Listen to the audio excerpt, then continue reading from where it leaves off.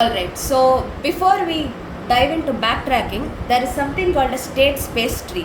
So backtracking works on the basis of state space tree. So I believe it's important to understand this first.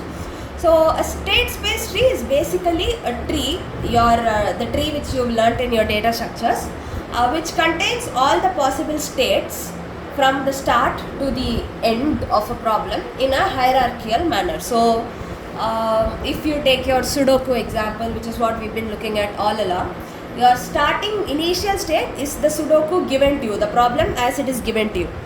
And the next or the first intermediate level would be where you fill in one particular grid with some value, any possible value. So let's say you take the first cell and fill it with a 1, that is one intermediate state.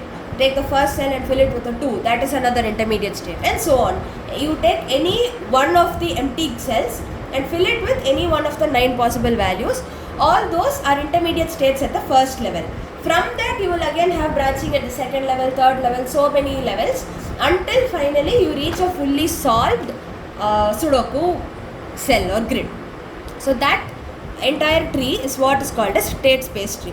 So because Sudoku becomes a very large example, 9 cross 9, I have taken a simpler problem here, for which I'll explain what the state space tree looks like. So consider a website hacking problem. So basically you have to hack something which has a password. The length of the password is 3 bits.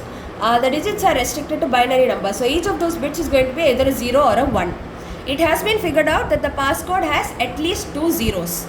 Now you want to figure out what are the possibilities of the password. So let's recap the question. You have a 3-digit password.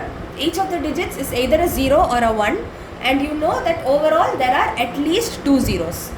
So this is the problem for which you have been asked to draw the state space tree. So before we draw the state space tree, let us see how this qualifies as a constraint satisfaction problem. So you have 3 variables. We call them x1, x2, x3. They are the 3 characters in the password. The domain is 0, 1 for each variable.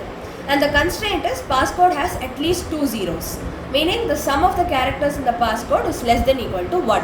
Why so? Because 3 digits, at least 2 zeros, meaning at most you can have 1 digit which is a 1. So the sum is less than equal to 1.